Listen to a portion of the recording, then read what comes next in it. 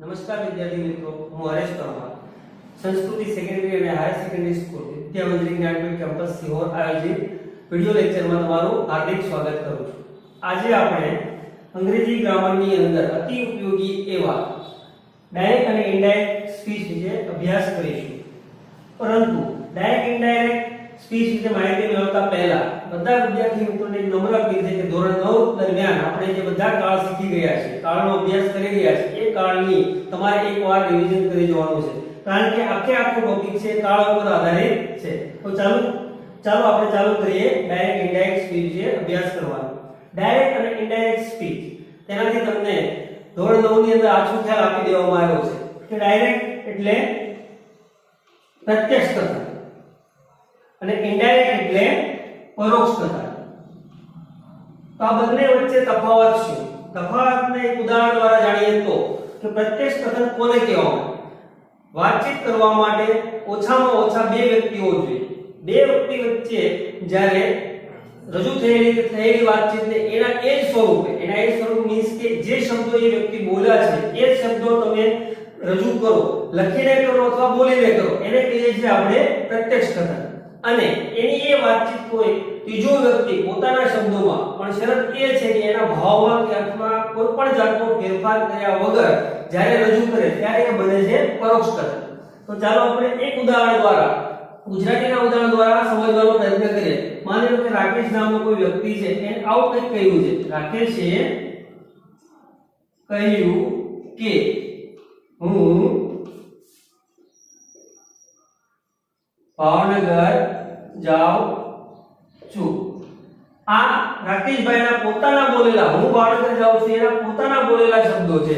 એટલે આ જે કથન છે એને આપણે પ્રત્યક્ષ કથન મીન્સ કે ડાયરેક્ટ સ્પીચ ની અંદર ગણી શકીએ। હવે આ જ વાક્ય છે કોઈ ત્રીજી વ્યક્તિ જ્યારે રજૂ કરશે ત્યારે કઈ રીતે રજૂ કરશે? તો કે રાકેશે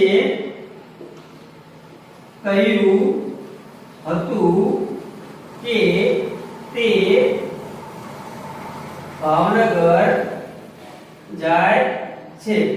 અહીંયા આ જે વ્યક્તિ છે, ત્રીજી વ્યક્તિ, એને આ રાકેશે જે શબ્દો કીધા એના શબ્દોમાં રજૂ કર્યા છે। માત્ર ફેરફાર તમને ક્યાં જોવા મળે છે? તો કે હું સર્વનામની બદલે અહીંયા તે છે, અહીંયા કાળનું પણ થોડું પરિવર્તન થયું છે। તો આ બંને વાક્ય ઉપરથી આપણને આછો ખ્યાલ આવી ગયો કે પ્રત્યક્ષ કથન કોને કહેવાય અને પરોક્ષ કથન કોને કહેવાય। હવે આપણે આગળ એના જે નિયમો છે એના થકી એનો અભ્યાસ કરીશું। પરંતુ જ્યારે આપણે ડાયરેક્ટ ઇનડાયરેક્ટના નિયમો ભણીશું ત્યારે વિવિધ શબ્દોનો ઉપયોગ આવશે કે ભાઈ reporting verb, reported speech, reporter, listener, આવા શબ્દો નિયમોની અંદર ભણવામાં આવશે। જો એ શબ્દો વિશે આપણને ખ્યાલ નહીં હોય તો નિયમોનો પૂરો ખ્યાલ આપણને આવશે નહીં। તો સર્વપ્રથમ આપણે એક ઉદાહરણ દ્વારા જે વિવિધ શબ્દો વચ્ચે આવવાના છે એના વિશે માહિતી મેળવીએ। જનરલી ચાર શબ્દો છે।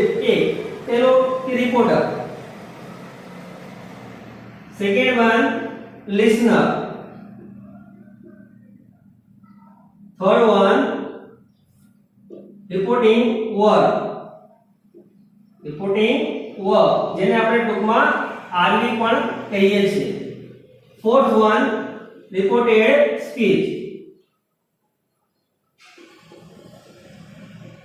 જેને ટૂંકમાં આપણે આરએસ પણ કહીશું। આ ચાર શબ્દો છે એના વિશે પહેલા આપણને ખ્યાલ હોવો જોઈએ, કારણ કે આગળ જ્યારે નિયમો ભણશું ત્યારે માત્ર આપણે રિપોર્ટર, લિસનર, રિપોર્ટિંગ વર્બ વગેરે ભણશું। જો એ ખ્યાલ નહીં હોય તો આપણને નિયમોનો ખ્યાલ આવશે નહીં। તો એક ઉદાહરણ દ્વારા આ ચાર શબ્દોમાં ચાર શબ્દો વિશે આપણે માહિતી મેળવીશું। એક ઉદાહરણ હું અહીંયા લખું છું કે Rakesh said to Ragini I am a doctor। આ એક ઉદાહરણ છે। તો રિપોર્ટર એટલે શું એ સમજવાનો પ્રયત્ન। રિપોર્ટર મતલબ કે અહેવાલ આપનાર, એવું શાબ્દિક અર્થ ગુજરાતી થાય, પણ અહીંયા આપણે એના માટે શબ્દ વાપરશું બોલનાર। Reporter means બોલનાર। તો આ વાક્ય છે રાકેશ said to રાગિની। તો આમાં રાકેશ છે એને કહ્યું છે, કોને કહ્યું છે? રાગિની। તો બોલનાર કોણ થયો અહીંયા? રાકેશ। તો અહીંયા આપણો જે વાક્યનો રિપોર્ટર છે એ કોણ છે? રાકેશ। હવે બીજો શબ્દ લિસનર, લિસન મીન્સ સાંભળો, તો લિસનર એટલે સાંભળનાર। અહીંયા રાકેશભાઈએ વાત કરી છે અને રાગિણીએ એ સાંભળી છે, તો અહીંયા રાગિણી છે એ આપણી છે લિસનર. હવે વાત આવી રિપોર્ટિંગ વર્બ. રિપોર્ટિંગ વર્બ એટલે શું? તો રિપોર્ટિંગ વર્બ એટલે બોલનાર સાથે વપરાયેલું ક્રિયાપદ. આ વાક્ય આપણે જોઈશું આગે આગળ, તો તમને અહીંયા સેડ પણ દેખાય છે, એમ પણ દેખાય છે, બધા ક્રિયાપદના રૂપો છે. તો એ ક્રિયાપદમાંથી આપણે રિપોર્ટિંગ વર્બ કોને ગણો? તો કે બોલનાર સાથે વપરાયેલ ક્રિયાપદ. બોલનાર સાથે આવેલ ક્રિયાપદ. તો બોલનાર સાથે ક્રિયાપદ કયું આવે? રાકેશભાઈ તરત જ અહીંયા આવ્યું સેડ. આ જે સેડ છે એ આપણું થયું RV. RV means reporting verb. અને હવે ચોથું fourth one reported speech. Reported speech એટલે શું? તો કે રિપોર્ટેડ સ્પીચ એટલે બોલનાર દ્વારા બોલાયેલા જે તે શબ્દો. તો અહીંયા આપણને આખે આખું વાક્ય જોવા મળે છે આઈ એમ અ ડોક્ટર. તો આખે આખું આ જે ઇન્વર્ટેડ કોમા અવતરણ ચિહ્નની અંદર વાક્ય આપવામાં આવેલું છે એ છે આપણું રિપોર્ટેડ સ્પીચ. મતલબ કે રિપોર્ટેડ સ્પીચ ને આપણે ટૂંકમાં દઈએ છીએ આરએસપી. તો હવે તમને આ ચારે ચાર શબ્દો જે વારંવાર આપણે જ્યારે અભ્યાસ કરીશું નિયમોનો ત્યારે વચ્ચે આવશે તેના વિશે આપણને ખ્યાલ આવી ગયો. હવે આપણે સ્ટેપ બાય સ્ટેપ એ શીખીશું કે કયા કયા પ્રકારના પરિવર્તન થાય. પરિવર્તન જનરલી તમને 4 થી 5 પ્રકારના જોવા મળશે. એક તો તમને ઉદાહરણ દ્વારા સમજાવું તો એક વાક્ય છે Rohan said to Ravi, I am playing cricket. આ એક વાક્ય છે કે રોહન નામનો જે વ્યક્તિ છે એ રવિને કહે છે હું ક્રિકેટ રમી રહ્યો છું. આ જે આઈ એમ પ્લેઇંગ ક્રિકેટ છે રોહન પોતે બોલે એના એ સ્વરૂપે રજૂ છે. તો આ થયું આપણું ડાયરેક્ટ કથન. હવે આ જ વાક્યને જ્યારે ઇનડાયરેક્ટ માં આપણે રજૂ કરવું છે તો કંઈક આવું બનશે Rohan told Ravi that he was playing cricket. હવે આ બંને વાક્યોની તમે જ્યારે સરખામણી કરો છો તમને જોવા મળશે કયા કયા ફેરફારો. અહીંયા આપણે સેડ ટુ ની બદલે ટોલ્ડ મૂક્યું છે. સેડ ટુ આપણું શું છે આરવી. તો આપણે પહેલો જે ફેરફાર જોવા મળે છે એ હશે આરવી ની અંદર કે આરવી મૂકવું કે ફેરફાર મૂકવું. બીજો આપણને જોવા મળે છે અહીંયા ધેટ. ઇન્વર્ટેડ કોમા નીકળી ગયા છે અને ધેટ સંયોજકથી જોડ્યું છે. તો બીજો ફેરફાર આવશે સંયોજક મૂકવાનો. ત્રીજો અહીંયા તમને ફેરફાર જોવા મળે છે અહીંયા એમ હતું અને અહીંયા છે વોચ. વર્તમાન કાળનો ભૂતકાળ થઈ ગયો. તો ત્રીજું થયું કાળ પરિવર્તન. આ ત્રણ ફેરફાર તમને આ ઉદાહરણમાં જોવા મળે. આ ઉપરાંત ઘણીવાર એવું બનશે કે નિકટતા દર્શક શબ્દો હોય, કાળ દર્શક શબ્દો હોય એવા વાક્યોમાં આવ્યા એમાં પણ ઘણા ફેરફારો થતા હોય છે. તો આ પ્રકારના 4 થી 5 ફેરફારો જ્યારે ડાયરેક્ટમાંથી ઇનડાયરેક્ટમાં આપણે ચેન્જ કરીએ છીએ, વાક્યને ટ્રાન્સફોર્મ કરીએ છીએ ત્યારે આ ફેરફારો થતા હોય છે. માટે આ પાંચે પાંચ કે જે પ્રકારો જે ફેરફારો છે એના આપણે વિગતવાર આગળ અભ્યાસ કરીશું. પરંતુ એ પહેલા એક જે બે અપવાદો છે એના વિશે આપણે માહિતી મેળવીએ. જનરલી આપણને એવું માહિતી હોય કે આપણે પેરેગ્રાફ આપી દીધું, સેન્ટેન્સ આપી દીધું તો આપણે શું એનો ટ્રાન્સફર કરવાનો પ્રયત્ન કરતા કે ચેન્જ કરવાનો પ્રયત્ન કરતા. પણ એવું જરૂરી નથી કે જ્યારે તમે ડાયરેક્ટમાંથી ઇનડાયરેક્ટ ની અંદર ફેરવવા માટે કે ટ્રાન્સફર કરવા માટે વાક્ય કે પેરેગ્રાફ આપવામાં આવે એમાં હંમેશા ચેન્જ થતો હોય જરૂરી નથી. એના માટેના બે અપવાદ છે. તો હવે પહેલા આપણે ક્યારે ફેરફાર ન થાય. ફેરફાર હંમેશા ક્યાં થાય? તો કે રિપોર્ટેડ સ્પીચ નું જે વાક્ય છે એના કાળમાં એમાં આવેલા સર્વનામોમાં એમાં આવેલા નિકટતા દર્શક કે કાળ દર્શક શબ્દોમાં થતા હોય છે. રિપોર્ટેડ સ્પીચ નું યાદ રાખજો. રિપોર્ટેડ સ્પીચ શું છે? તો કે બોલનાર દ્વારા બોલાયેલા શબ્દો એમાં જ હંમેશા ફેરફાર થતા હોય છે. પરંતુ ઘણીવાર એવું બને છે બે અપવાદ એવા છે કે એમાં ફેરફાર થતા હોતા નથી. તો ક્યારે ફેરફાર ના થાય એ આપણે પહેલા જાણી લઈએ, પછી આગળ કે કાળના કયા ફેરફારો થાય એના વિશે માહિતી મેળવશું. તો અપવાદ નંબર 1. અપવાદ 1 મીન્સ કે ક્યારે ફેરફાર ન થાય એનો અપવાદ. ક્યારે ફેરફાર ના થાય. તો અપવાદ 1 કેવો છે કે રિપોર્ટિંગ વર્બ. રિપોર્ટિંગ વર્બ વિશે મેં તમને માહિતી આપી દીધી. રિપોર્ટિંગ વર્બ કોને કહીએ છીએ આપણે? તો કે બોલનાર સાથે વપરાયેલા ક્રિયાપદ. તો રિપોર્ટિંગ વર્બ જે છે આપણું આરવી એ જ્યારે ભવિષ્યકાળ કે વર્તમાન કાળ ભવિષ્યકાળ કે વર્તમાન કાળમાં હોય ત્યારે RS ના કાળમાં, RS means reported speech, reported speech ના કાળમાં ફેરફાર ન થાય. મીન્સ કે ભવિષ્ય કે વર્તમાન કાળનું જે RV તરીકે આપણે જનરલી શું વાપરીએ છીએ સેજ વાળા. ભવિષ્ય કાળના હોય તો શું મળશે તમને?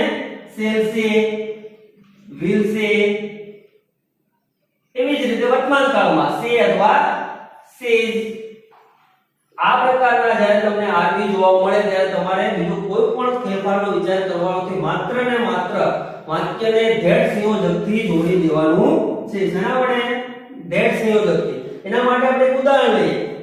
રવિ સેજ, રવિ સેજ રાગિણી is a nurse. રવિ નામનો જે ભાઈ છે એને કહ્યું કે ભાઈ રાગિણી નર્સ છે. આ છે આપણું ડાયરેક્ટ વાક્ય, એના પોતાના શબ્દો છે. હવે આપણે એને ઇનડાયરેક્ટમાં ફેરવવું છે, આપણા શબ્દોમાં રજૂ કરવું. પણ રજૂ કરતા પહેલા હંમેશા તમારે આરવી ઉપર ફોકસ કરવાનું. આરવી જ્યારે જ્યારે તમને વર્તમાન કાળ કે ભવિષ્ય કાળમાં જોવા મળે તો કોઈ પણ ચેન્જની તમારે આશા રાખવાની નથી. માત્ર ધેડ થી વાક્યને તમારે જોડવાનું છે. આને ઇનડાયરેક્ટ બનાવશું તો આ રીતનું બનશે. Ragini says that, sorry, Ravi says that Ragini is a nurse. અહીંયા આપણે માત્ર ધેડ સંયોજકથી બંને વાક્યોને જોડ્યા છે. અહીંયા કાળમાં કોઈ પરિવર્તન કર્યું નથી. આ પહેલો અપવાદ છે કે જ્યારે જ્યારે ભવિષ્યકાળ કે વર્તમાન કાળની અંદર તમને આરવી જોવા મળે તો કોઈ ચેન્જ વિચારવા નથી. હા, વાક્યની અંદર કદાચ અહીંયા કોઈ સર્વનામો ઈસીડી જેવા હોય તો એમાં ફેરફાર થાય છે. એ આપણે સર્વનામના ફેરફારમાં તમને શીખવાડીશું આગળ. હવે વાત રહી બીજા અપવાદની. તો પહેલા અપવાદ ઉપરથી આપણને એક વસ્તુ, જનરલી કાળ આપણે કેટલા ભણીએ છીએ? 3. વર્તમાન કાળ, ભવિષ્યકાળ અને ભૂતકાળ. તો ફેરફાર કરવાની વાત આવી ત્યારે આપણે કહી દીધું ભવિષ્ય અને વર્તમાન કાળની અંદર આરવી હોય ત્યારે થતું નથી. તો સિમ્પલી મેથડ, સિમ્પલી આપણને એટલું યાદ આવે કે કાળ કયો બચ્યો? માત્ર ને માત્ર ભૂતકાળ બાકી રહ્યો. ભૂતકાળ એક બાકી રહ્યો તો તમને એટલો ખ્યાલ તો આવી જ જાય કે આરવી જ્યારે ભૂતકાળ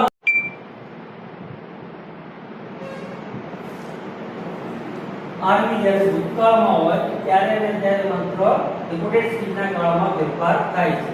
મતલબ કે રિપોર્ટિંગ વર્બ તરીકે જ્યારે જ્યારે તમને સેડ જોવા મળે ત્યારે માત્ર આપણે આ જે છે રિપોર્ટેડ સ્પીચ એના કાળમાં ફેરફાર કરવાનો વિચાર કરવાનો.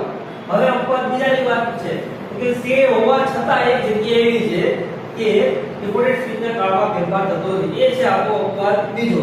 અપવાદ બીજા કેટલો થયો કે રિપોર્ટેડ સ્પીચનો કાળની અંદર ફેરફાર સેડ હોય ત્યારે થાય. પણ રિપોર્ટેડ સ્પીચની અંદર જે વાક્યો છે એની અંદર સનાતન સત્ય, કહેવત, ગણિત વિજ્ઞાનના નિયમો વગેરે આપવામાં આવેલું હોય ત્યારે આપણે સેડ હોવા છતાં આરવી તરીકે ભૂતકાળ છે, સેડ આવેલું છે છતાં એનો ફેરફાર થતો નથી. તો એક અપવાદ આપણો બીજો એ થશે કે આરવી સેડ હોવા છતાં જ્યારે કહેવત, ગણિત વિજ્ઞાનના નિયમો, સનાતન સત્ય વગેરે રિપોર્ટેડ સ્પીચના વાક્ય દ્વારા જાહેર કરવામાં આવ્યું અથવા કહેવામાં આવ્યું હોય ત્યારે કોઈ કાળમાં ફેરફાર થશે નહીં. ઉદાહરણ તરીકે જોઈએ તો the teacher said the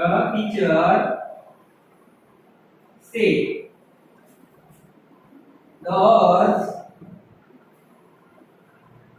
is round. हमने જે શીખવાડ્યું ભાઈ આરવી પહેલા જોવાનું છે. આરવી જોઈએ આપણે તો ભાઈ અહીંયા સેડ જોવા મળે તો સે કે સેજ નથી, વિલ કે સેજ નથી. મતલબ કે વર્તમાન કાળ કે ભવિષ્ય કાળ છે એટલે ફેરફાર અહીંયા થવાની શક્યતા ખરી. પણ બીજી વસ્તુ એ વિચારવાનું છે આ જે આખું વાક્ય છે એનો ભાવ શું કહેવા માંગે? તો the earth is round, કે પૃથ્વી છે એ ગોળ છે. એ આપણે ભૌગોલિક રીતે સ્વીકારેલી જે બાબત છે. તો અહીંયા એક નિયમ તરીકે સ્વીકારેલી બાબત હોવાથી અહીંયા કોઈ ફેરફાર થશે નહીં. આનું જ્યારે ઇન્ડાયરેક્ટ થશે તો માત્ર ધેટ સંયોજકથી આપણે વાક્યને જોડી જવાનું રહેશે. The teacher said that the earth is round. આમાં આપણે કશું નવું કર્યું નથી, માત્ર ને માત્ર સેડ ની પછી એક ધેટ સંયોજક ઉમેરી દીધું છે. અહીંયા કોઈ કાળમાં ફેરફાર કર્યો નથી. આ થયા આપણા અપવાદ 2. રિપોર્ટેડ સ્પીચના કાળની અંદર ક્યારે ક્યારે ફેરફાર ન થાય એની વાત છે. હવે આપણે આગળ આવીશું કે જ્યારે સેડ આપેલો હોય રિપોર્ટિંગ વર્બ અને કાળમાં ફેરફાર થાય તો જે અલગ અલગ કાળ મળી ગયા છે આપણે સાદા કાળના 3 પેટા પ્રકારો, 4 પેટા પ્રકારો, પછી ભવિષ્યકાળના પેટા પ્રકારો, એના કઈ રીતે ફેરફારો થાય છે હવે સ્ટેપ બાય સ્ટેપ આપણે અલગ અલગ નિયમોથી જોઈશું. તો ચાલો આપણે પ્રથમ નિયમ જોઈએ કે રિપોર્ટેડ સ્પીચના કાળની અંદર થતા ફેરફાર. રિપોર્ટેડ સ્પીચની અંદર થતા ફેરફાર. એમાં નિયમ 1, નિયમ પહેલો એવો છે કે રિપોર્ટેડ સ્પીચની અંદર જ્યારે આપેલું વાક્ય છે તમે સાદા વર્તમાન કાળની અંદર આપેલું હોય તો એનો સાદો ભૂતકાળ બની જાય છે. રિપોર્ટેડ સ્પીચનું વાક્ય સાદા વર્તમાનનું હોય તો સાદો ભૂતકાળ બને. તો ચાલો આપણે ઉદાહરણ દ્વારા સમજીએ. Ragini said I sing a song. આપણી શરત પ્રમાણે પહેલા તો જોવાનું છે કે રિપોર્ટિંગ વર્બ છે said છે એટલે રિપોર્ટેડ સ્પીચના કાળમાં ફેરફાર થશે. હવે બીજો તબક્કો એવો કે આપણે આનો કાળ ઓળખવાનો છે. કાળ ઓળખશું તો અહીંયા સિંગ ક્રિયાપદ તમને જોવા મળે છે. સિંગ ક્રિયાપદનું મૂળ રૂપ છે. તો સાદા વર્તમાન કાળનું આ વાક્ય બન્યું.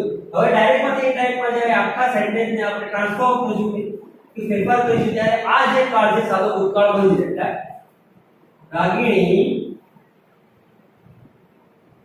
said that she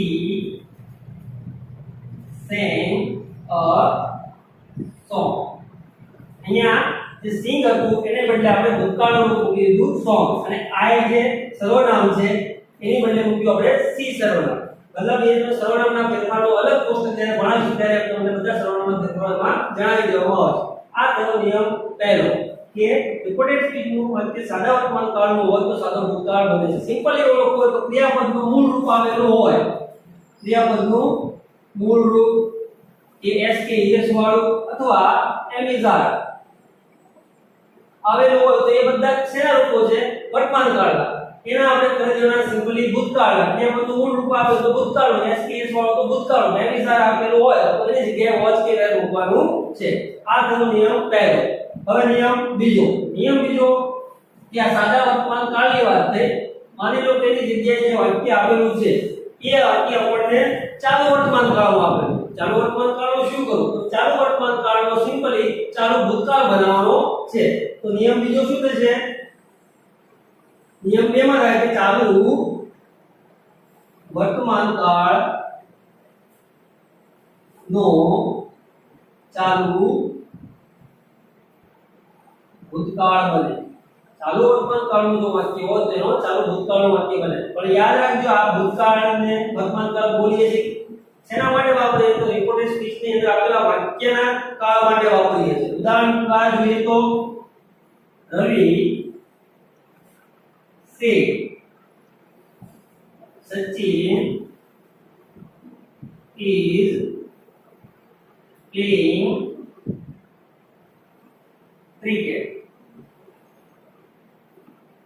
રવિ નામનો જે વ્યક્તિ છે બોલે છે સચિન છે એ ક્રિકેટ રમી રહ્યો છે. is playing is વત્તા ing વાળું એના ઉપરથી આપણને કાળ ઓળખતા આવડે. but is વત્તા ing વાળું કે બધું રૂપ હોય તો કયો કાળ થાય? ચાલુ વર્તમાન કાળ. હવે જ્યારે ટાઈપમાંથી એ ટાઈપમાં ફેરવશું ત્યારે શું થઈ જાય? એનો ચાલુ ભૂતકાળ. રવિ said ઝેડ સંયોજક મૂકશું. સચિન was playing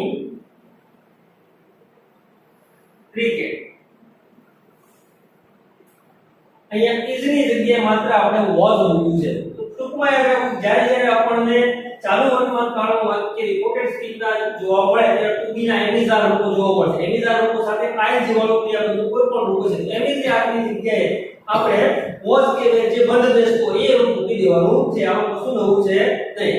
હવે નિયમ ત્રીજો, ચાલુ વર્તમાન કાળની વાત થાય પછી પૂર્ણ વર્તમાન કાળની વાત છે. એ નિયમ 3 ની અંદર એવું છે, અહીંયા ચાલુ વર્તમાનની બદલે પૂર્ણ વર્તમાન કાળનું વાક્ય જોવા મળે છે આપણને. તો પૂર્ણ વર્તમાન કાળનો પૂર્ણ ભૂતકાળ બનશે. પૂર્ણ વર્તમાન કાળનું શું બનશે? પૂર્ણ ભૂતકાળ. અહીંયા આ જે ઉદાહરણ છે એમાં જ રવિ છે. રવિ અહીંયા આપણે કઈ વાત કરે તો ઇઝ પ્લેઇંગ વાળી વાત છે, ચાલુ વર્તમાન કાળ. પણ અહીંયા માની લો કે કોઈ વાક્ય છે એ પૂર્ણ વર્તમાન કાળનું જોવા મળે. રવિ sad I have finished my work. I have finished my work. Have plus ક્રિયાપદનું ભૂતકૃત. Have plus ક્રિયાપદનું ભૂતકૃત જોવા મળે તમને ખ્યાલ આવી જાય. આપણે આગળ અભ્યાસ કર્યા છે બધા કાળ વિશે. તો have plus ક્રિયાપદનું ભૂતકૃત હોય તો એ બને છે પૂર્ણ વર્તમાન કાળ. અને જ્યારે આનું આપણે રૂપાંતર કે ટ્રાન્સફોર્મેશન કરશું આ પૂર્ણ ડાયરેક્ટ માંથી ઇનડાયરેક્ટ માં ત્યારે આનો બને પૂર્ણ ભૂતકાળ. રવિ સેડ ઝેડ સંયોજક મૂકશું. આ સર્વનામ છે એની બદલે અહીંયા આપણે મૂકી દઈશું he have છે એનું કરી નાખશું આપણે had. he had finished my જે સર્વનામ છે એની બદલે his work. આ જે સર્વનામના ફેરફારો છે એ તમને આગળના ટોપિકમાં જ્યારે ભણાવશું ત્યારે સર્વનામ ભણાવી દઈશું. Ravi said that he had finished his work. અહીંયા have finished નું માત્ર had finished થયું છે. ટૂંકમાં યાદ રાખવું હોય તો કે પૂર્ણ વર્તમાન કાળના વાક્યમાં તમને have કે has જોવા મળશે. જે જગ્યાએ have કે has જોવા મળે ત્યાં માત્ર તમારે had મૂકવાનું છે, બીજું કંઈ નવું કરવાનું છે નહીં. આમ હવે નિયમ 4, આ જે ત્રણ કાળ કયા આપણા સાદા વર્તમાન કાળના જે ત્રણ સાદો વર્તમાન કાળ, ચાલુ વર્તમાન કાળ અને પૂર્ણ વર્તમાન કાળની વાત છે. જરૂરી નથી કે અમે તમને એ જ વાક્ય જોવા પડે. ઘણી વાર એની જગ્યાએ તમને ભૂતકાળના વાક્ય પણ જોવા મળે. તો સાદો ભૂતકાળ હોય તો શું કરવું એની વાત. તો નિયમ 4 માં આપણે એવું શીખીશું, સાદો ભૂતકાળ હોય તો પૂર્ણ ભૂતકાળ બને. આગળના નિયમ આપણે શીખ્યા કે પૂર્ણ વર્તમાન હોય તો પૂર્ણ ભૂતકાળ બને. એમ સાદા ભૂતકાળનું વાક્ય છે તો પણ એક રૂપાંતર થાય એનું પૂર્ણ ભૂતકાળ. ઉદાહરણ દ્વારા સમજીએ તો Kamini said Ravi played well. Kamini નામની જે બેન છે તે રવિ played, રવિ એ સારી રીતે રમત રમી હતી. તો અહીંયા આપણે રવિ પછી જે ક્રિયાપદનું રૂપ જોવા મળે. પ્લે નું ભૂતકાળ છે એની પ્રત્યે લાગેલો બદલો પ્લે. ઈ પ્રત્યે લાગેલો જે ક્રિયાપદનું ભૂતકાળનું રૂપ છે સાદો ભૂતકાળ છે. તો હવે આને જ્યારે આપણે ડાયરેક્ટ માંથી ઇનડાયરેક્ટ માં ફેરવીશું ત્યારે આ જે પ્લેડ છે એની જગ્યાએ પૂર્ણ ભૂતકાળનું રૂપ આવી જશે. કામિની સેડ એડ સંયોજક છે રવિ. હવે જે પૂર્ણ ભૂતકાળનું રૂપ પૂછે આપણને ખબર છે હેડ પ્લસ ભૂતકૃત. તો હેડ પ્લેડ નું પ્લેડ ભૂતકૃત થાય છે. હેડ પ્લેડ વેલ. તો આ થયો નિયમ નંબર 4 કે જ્યારે રિપોર્ટેડ સ્પીચ ની અંદર આપેલું વાક્ય તમને સાદા ભૂતકાળનું જોવા મળે ત્યારે તમારે એનું પૂર્ણ ભૂતકાળ બનાવવાનું. પૂર્ણ ભૂતકાળ બનાવવા માટે તમને ખબર છે હંમેશા હેડ વત્તા ક્રિયાપદનું ભૂતકૃતનું રૂપ આવે. હવે નિયમ નંબર 5 કે ચાલુ પૂર્ણ ભૂતકાળ આપેલો હોય તો શું કરવું? સોરી, ચાલુ ભૂતકાળ. કે આ સાદા ભૂતકાળની વાત થઈ. હવે તમને વાક્ય છે એ ચાલુ ભૂતકાળનું જોવા મળે છે. નિયમ 5 કે વાક્ય જે છે ચાલુ ભૂતકાળનું છે. તો એનું કરવું કે ચાલુ ભૂતકાળનો બનશે ચાલુ પૂર્ણ ભૂતકાળ. ચાલુ ભૂતકાળનું વાક્ય લોકોને કીધું હોય તેનો બનશે ચાલુ પૂર્ણ ભૂતકાળ. ઉદાહરણ દ્વારા સમજીએ તો રવિ said he was playing cricket. આ વાક્ય રવિ નામનો વ્યક્તિ છે કહે છે તે he was playing cricket, તે ક્રિકેટ રમી રહ્યો હતો. was પ્લસ ક્રિયાપદનું ing વાળું. આના પરથી આપણને ખ્યાલ આવે કે વાક્ય જે છે એ કયું છે કે ચાલુ ભૂતકાળનું. તો આનું પરિવર્તન શેમાં પામશે તો ચાલુ પૂર્ણ ભૂતકાળમાં. રવિ said that he had been playing cricket. He had been playing cricket. અહીંયા was playing cricket હતું એની બદલે અહીંયા શું આવ્યું? He had been playing cricket. આપણે ચાલુ ભૂતકાળનો ચાલુ પૂર્ણ ભૂતકાળ ચાલુ પૂર્ણ ભૂતકાળ બનાવ્યો અને એના માટે માત્ર કેવું ઉમેર્યું આપણે had been. was ની જગ્યાએ આપણે had been. તમારે આ ટોપિક પાછું કાળ પરિવર્તન આવશે એમાં પણ કામ આવશે. કદાચ તમને કોઈ ટોપિક એવો પૂછાય છે કે ચાલુ ભૂતકાળનું તમારે ચાલુ પૂર્ણ ભૂતકાળની અંદર પરિવર્તન કરવાનું ફેરવવું છે તો શું કરવાનું કે was were જેવા લોકો જ્યાં જોવા મળે એની જગ્યાએ તમારે માત્ર had been શબ્દ લગાડવાનો છે એટલે ચાલુ ભૂતકાળમાંથી ચાલુ પૂર્ણ ભૂતકાળ બની જશે. નિયમ નંબર 6 ની અંદર કે જો વાક્ય છે ઓલરેડી તમને પૂર્ણ ભૂતકાળમાં આપેલું છે તો શું કરવાનું? તો ઓલરેડી પૂર્ણ ભૂતકાળમાં આપેલું છે તો પૂર્ણ ભૂતકાળ જ રહે, એમાં કોઈ ચેન્જ થશે નહીં. નિયમ નંબર 6 પૂર્ણ ભૂતકાળ હોય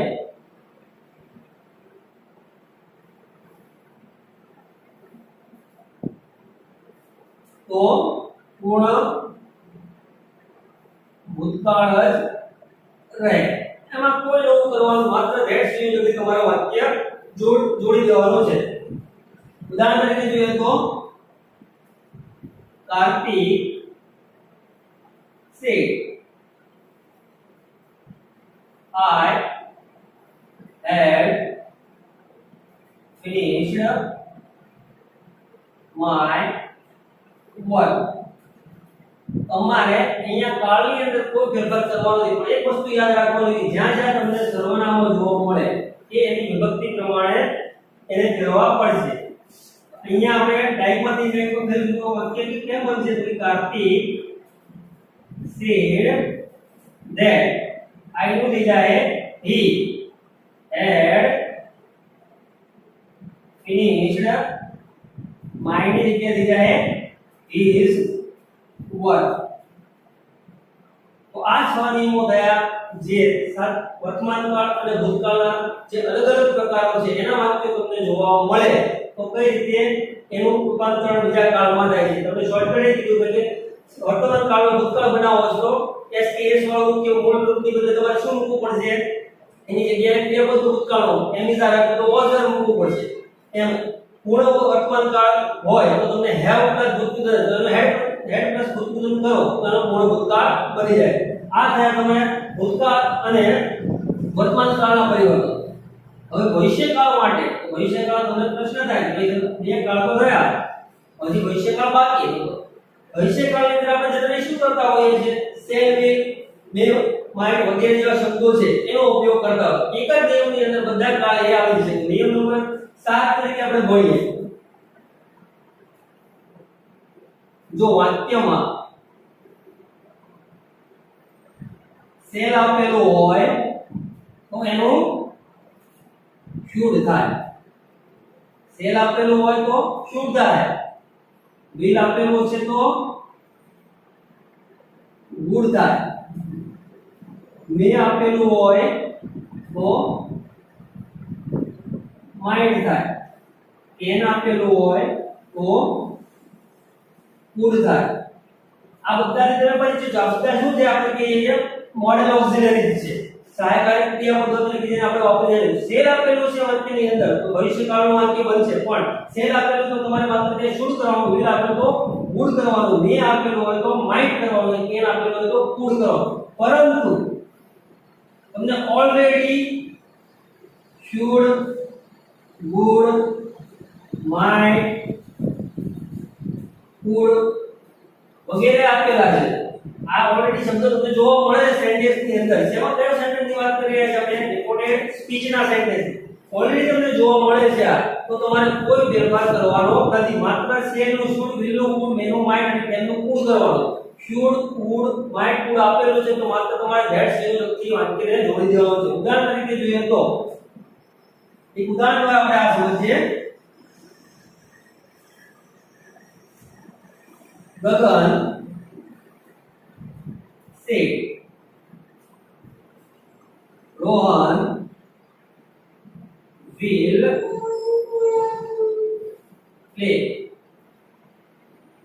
football. ગગન નામનો વ્યક્તિ કહે છે કે રોહન નામનો જે વ્યક્તિ છે ફૂટબોલ રમશે. તો તમને એવું લાગે ભવિષ્યકાળનું. તો હવે અહીંયા આપણે શું કરવાનું છે? નિયમ પ્રમાણે will નું માત્ર would કરવાનું. that વ્યક્તિ આપણે જોડવાનું છે. Gagan said that Rohan would play football. અહીંયા આપણે માત્ર will નું would કર્યું છે. એક વસ્તુ અહીંયા માર્ક કરવાની છે કે અહીંયા પ્લે આપેલું છે, પ્લે નું આપણે પ્લે જ રાખ્યું છે, ત્યાં પ્લે કર્યું નથી. તમને કદાચ એવું થાય કે શરૂઆતમાં શીખવાડ્યું વર્તમાન કાળમાં સાદા વર્તમાન કાળમાં મૂળ રૂપ આપણે તો ભૂતકાળ બનાવતા, પણ આપણે અહીંયા સહાયક તે બધું ઓલરેડી ભૂતકાળ કરી રાખ્યું છે. એની સાથે વપરાયેલું ક્રિયાપદ છે એવું ક્યારે ભૂતકાળ કરવાનું નથી. દાખલા તરીકે will see છે, આવું કે તમને આપો કે will see જોશે, તો will see નું તમારે જ્યારે ભૂતકાળ બનાવવું છે ડાયરેક્ટમાંથી ડાયરેક્ટ કરો તમારે માત્ર અહીંયા would see કરવાનું છે. શું કરવાનું છે? would see. યાદ રાખજો ક્યારે would show થાય નહીં, would show થાય નહીં. અંતે તમારું આ સાચું પડશે. આ તો સાચું છે. તો આ બે ફેરફારો શેના ફેરફારો કીધા? ડાયરેક્ટમાંથી ઇનડાયરેક્ટમાં જ્યારે આપણે ફેરવીએ છીએ ત્યારે રિપોર્ટેડ સ્પીચના કાળની અંદર જે 7 ફેરફારો થાય છે એનો તમને અહીંયા ઊંડાણપૂર્વક અભ્યાસ કરવા માટે ખ્યાલ આપવાનો પ્રયત્ન તમને કર્યો છે. આટલા નિયમો છે. આ માત્ર પરિવર્તનો કેના થયા છે? કાળના પરિવર્તનો. સર્વનામના અને નિકટતા દ્રષ્ટિએ કાળજનિક શબ્દોના તમને આગળ કોષ્ટકો હવે પછીના વિડિયોમાં અથવા હવે પછીને લિંક દ્વારા ગમે ત્યારે આપણે વિડિયો મૂકીશું ત્યાં તમને આપણે એમાં જણાવીશું. પણ અત્યારે તમારે જનરલી 7 યાદ રાખવાના છે. એક વસ્તુ તમે માર્કિંગ કરો. આ જે વાક્યો હતા એ કેવા હતા? વિધાન વાક્યો લીધા છે. વાક્યના જે 4 પ્રકારો છે તમે આથી પરિચિત છો. આજ્ઞાર્થ છે, પ્રશ્નાર્થ છે, પછી વિધાન છે. એમાંથી માત્ર વિધાનના ફેરફાર શીખવાડ્યા. વિધાનની અંદર ધ્યાન સંયોજક વાપરીએ. હવે પછી પ્રશ્નાર્થ કે વગેરે આવશે એની અંદર અલગ અલગ સંયોજકો તમારે એનો ઉપયોગ કરીએ. એ આપણે શીખીશું ત્યારે ડાયરેક્ટમાંથી ઇનડાયરેક્ટમાં ફેરવવાના પ્રશ્નાર્થ વાક્ય ફેરવવા શું કરવું એ આપણે આગળ શીખીશું.